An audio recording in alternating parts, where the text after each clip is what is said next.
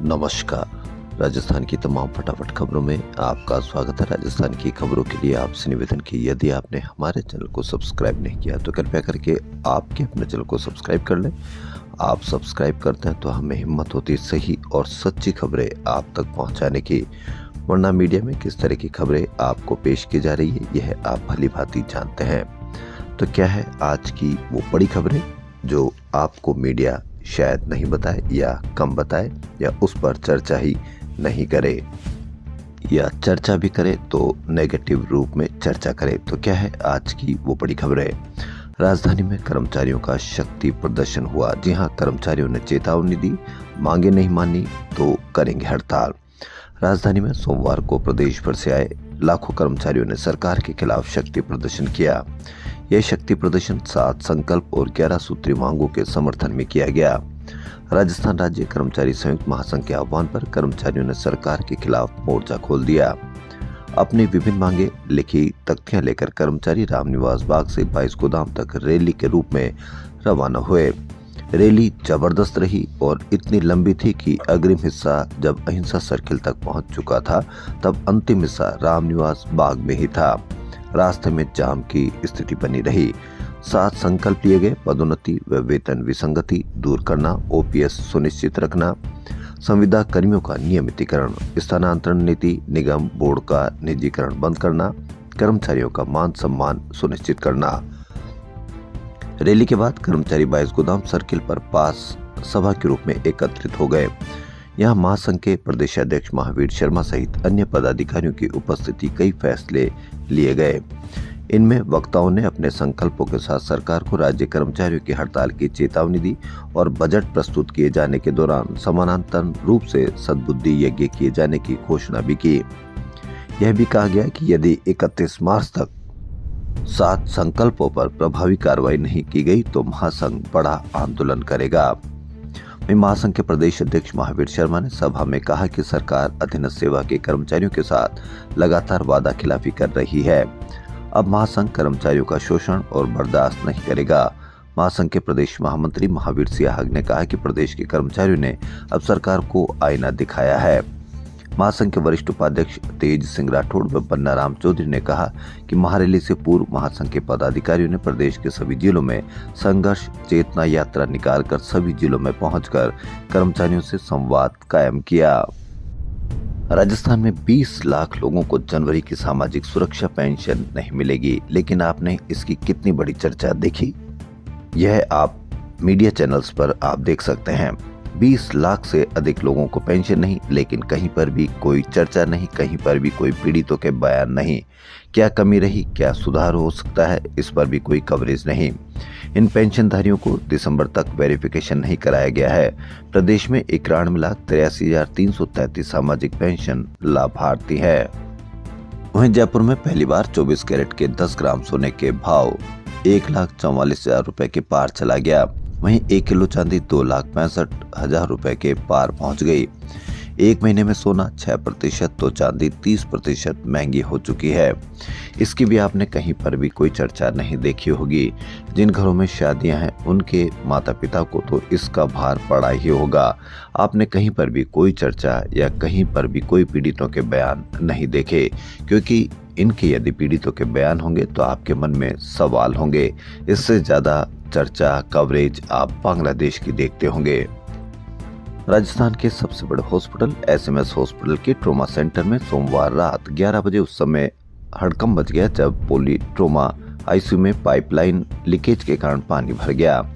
कड़ाके की ठंड के बीच फर्श पर पानी फैलते ही मरीज, परिजन और स्टाफ डर गया। स्थिति को देखते हुए आईसीयू में भर्ती 14 गंभीर मरीजों को आनन फानन में अन्य आईसीयू और वार्डों में शिफ्ट किया गया। इस तरह की खबरें आपको दिल दहला देती है, लेकिन कहीं पर भी कोई चर्चा नहीं, कहीं पर भी कोई बातचीत नहीं, क्योंकि सारी चर्चा मीडिया किस तरह की करता है यह आप भली भांति जानते हैं।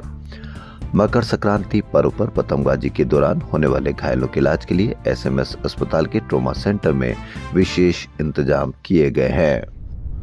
वहीं 9 शहरों में शीतलहर का अलर्ट है। फतेहपुर में दूसरे दिन भी पारा माइनस में रहा। यहाँ तापमान -0.4 डिग्री रिकॉर्ड किया गया। इसके अलावा 10 शहरों में तापमान 2 डिग्री से नीचे रहा। चुरू 1.2 डिग्री देश में दूसरा सबसे ठंडा शहर रहा। वहीं विशेषज्ञों का कहना है कि सर्दी का सितम 2 दिन जारी रहेगा। 15 जनवरी के बाद राहत का अनुमान है। कांस्टेबल भर्ती परीक्षा 2018 व 2021 में फर्जी दस्तावेज और डमी कैंडिडेट बैठाकर नौकरी पाने वाले 38 सिपाहियों को एसओजी पूछताछ के लिए नोटिस जारी करेगी। पूछताछ के बाद इन पर आगे की कार्रवाई की जाएगी। एसओजी के डीआईजी परेश देशमुख ने बताया कि एफआईआर दर्ज की गई है, जल्द पूछताछ होगी। युवा दिवस पर एसएमएस स्टेडियम में सोमवार को युवा महोत्सव समारोह में मुख्यमंत्री भजन लाल शर्मा ने 1 लाख पदों पर भर्तियों का कैलेंडर जारी किया। साथ ही नवीन युवा नीति 2026 और राजस्थान रोजगार नीति 2026 भी लागू करने की घोषणा की गई। सीएम ने कहा कि अगले 3 साल में 15 लाख युवाओं को रोजगार दिया जाएगा। स्वरोजगार योजना में 1 लाख युवाओं को कारोबार शुरू करने के लिए ब्याज मुक्त कर्ज मिलेगा। उन्होंने कहा कि प्रदेश सरकार ने पहली बार युवाओं को बजट निर्माण में सहभागी बनाया है। कार्यक्रम में युवा मामलात और उद्योग मंत्री राज्यवर्धन सिंह राठौड़ ने कहा कि सरकार स्टार्टअप स्थापित करने में सहायता दे रही है। प्रदेश में 7500 स्टार्टअप्स आगे बढ़ रहे हैं। मुख्यमंत्री ने विभिन्न क्षेत्रों में उल्लेखनीय कार्य करने वाले युवाओं को यूथ आइकॉन अवार्ड दिया। प्रदेश में अब 5वीं फेल बच्चे प्रमोट नहीं किए जा सकेंगे। फेल बच्चों की 2 महीने में फिर से परीक्षा होगी। उसमें भी पास नहीं होने की स्थिति में फिर से 5वीं की पढ़ाई करनी पड़ेगी। 5वीं क्लास में बच्चा कितना छोटा होता होगा, उस पर अभी से ही इतना दबाव? आप इस पर कमेंट करके अवश्य बताएं। 5वीं पास में प्रमोट करने से यदि वह ग्रेजुएशन भी कर लेता है, स्नातक भी हो जाता है, तो रोजगार तो मिलता नहीं। जब रोजगार मिलता नहीं तो उसका साल खराब क्यों किया जाए? इस पर भी आप अवश्य कमेंट करके बताएं। राजस्थान की राजधानी जयपुर में पहली बार आयोजित हो रही आर्मी डे परेड जगतपुरा स्थित महल रोड पर हो रही है। 13 व 15 जनवरी को मुख्य कार्यक्रम होंगे। इसके लिए सेना ने मुख्य मार्ग सहित कई जगह एरिया सील कर दिया है। यहाँ भारतीय सेना के अनुशासन, शौर्य, वीरता और पराक्रम का प्रदर्शन किया जा रहा है। इस परेड में बिना पास के प्रवेश नहीं मिलेगा। भास्कर की बड़ी खबर, चांदपोल स्थित जनाना हॉस्पिटल में 75 करोड़ रुपए से बनी नई आईपीडी बिल्डिंग 3 महीने से तैयार है, लेकिन छोटी मोटी कमियों के नाम पर इसे अब तक शुरू नहीं किया गया। नतीजा, रोज 1100 महिला मरीजों को ओपीडी में भीड़ भाड़ और सीमित संसाधनों में उपचार कराना पड़ रहा है।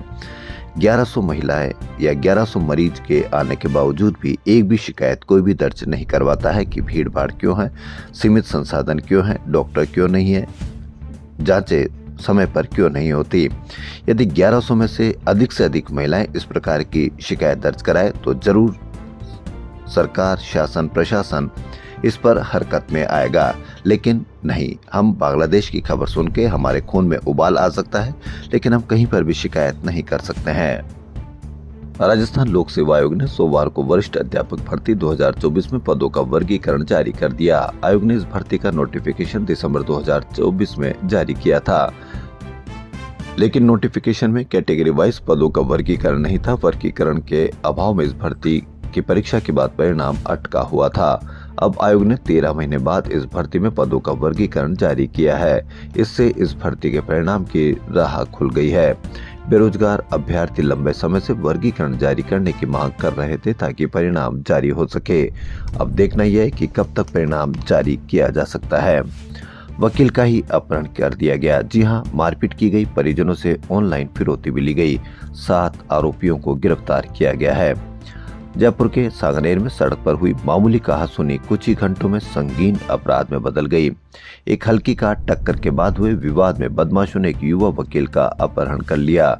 चलती कार में उसके साथ बेरहमी से मारपीट की गई और परिवार से फिरौती भी वसूल ली गई।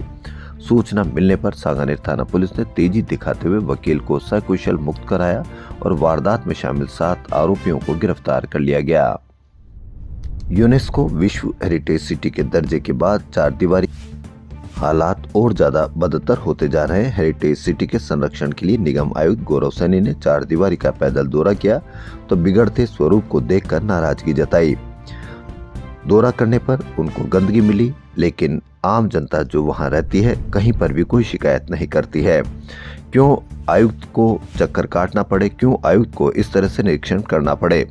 यदि आम जनता इसमें सहयोग करे और हर जगह जहां पर भी गंदगी हो वहां आसपास रहने वाले यदि इसकी शिकायत करे तो आयुक्त को घर बैठे ही या ऑफिस में बैठे ही इसकी शिकायत मिलेगी, गंदगी की खबर मिलेगी, तो वह गंदगी व अव्यवस्था पर उसकी साफ सफाई की जाएगी। लेकिन नहीं, हमको सोशल मीडिया बहादुर है, सोशल मीडिया पर हम किसी को ट्रोल कर सकते हैं, बांग्लादेश की खबर सुनकर हम खून में उबाल ला सकते हैं, लेकिन हमारे आसपास की गंदगी की, हम अव्यवस्था की, हम कहीं पर भी कोई शिकायत नहीं कर सकते। सहायक अभियोजन अधिकारी भर्ती 2024 में केवल 4 अभ्यर्थियों के ही पास होने से जुड़े मामले में हाई कोर्ट ने आरपीएससी को कहा कि वह चयनित अभ्यर्थियों सहित भर्ती परीक्षा में असफल रहे कोई भी 10 अभ्यर्थियों की कॉपी सील बंद लिफाफे में पेश करे।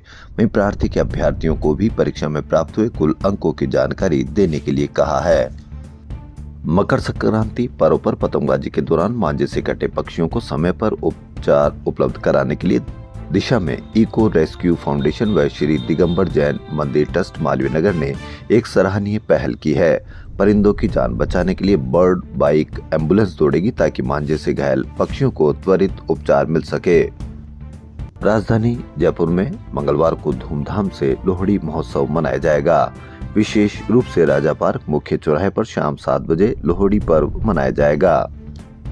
कोटा में रविवार को आयोजित 53वीं राजस्थान बॉडी बिल्डिंग चैंपियनशिप में जोधपुर के अरशान खान मिस्टर राजस्थान बने। जूनियर कैटेगरी में मिस्टर राजस्थान का खिताब जयपुर के रामकृष्ण प्रजापत ने जीता। सीनियर में जयपुर के ही महफूज अहमद रनर अप और बीकानेर के Shakib Ali first runner up रहे। राजस्थान यूनाइटेड फुटबॉल क्लब ने RUFC अंडर 16 विंटर कप का खिताब जीत लिया। रोंगटे खड़े कर देने वाले फाइनल मुकाबले में मेजबान क्लब ने बेंगलुरु सॉकर स्कूल को पेनल्टी शूटआउट में हराया। जयपुर व्यापार महासंघ एवं राष्ट्रीय व्यापार कल्याण बोर्ड भारत सरकार के तत्वाधान में आयोजित स्वदेशी संकल्प मैराथन में बड़ी संख्या में महिला उद्यमी, व्यापारी और युवाओं ने भाग लिया। इस अवसर पर डॉक्टरों ने भी बढ़ चढ़ कर हिस्सा लिया। राजस्थान में पंचायत और निकाय चुनाव के लिए ओबीसी आरक्षित सीटों के निर्धारण के बाद ही चुनाव संपन्न होंगे। उधर इस काम में जुटे राज्य ओबीसी राजनीतिक प्रतिनिधित्व आयोग दूसरी बार तय समय पर रिपोर्ट तैयार नहीं कर सका। ऐसे में अब राज्य सरकार ने ओबीसी प्रतिनिधित्व आयोग का कार्यकाल 31 मार्च तक बढ़ाने का निर्णय किया है। पंचायत चुनाव एक साथ कराने के फॉर्मूले पर जिन 12 जिलों के बोर्ड भंग करने पर मंथन किया जा रहा है, उनमें से 8 में कांग्रेस और 3 में बीजेपी का बोर्ड है। राजस्थान की तमाम फटाफट खबरों में फिलहाल इतना ही। धन्यवाद।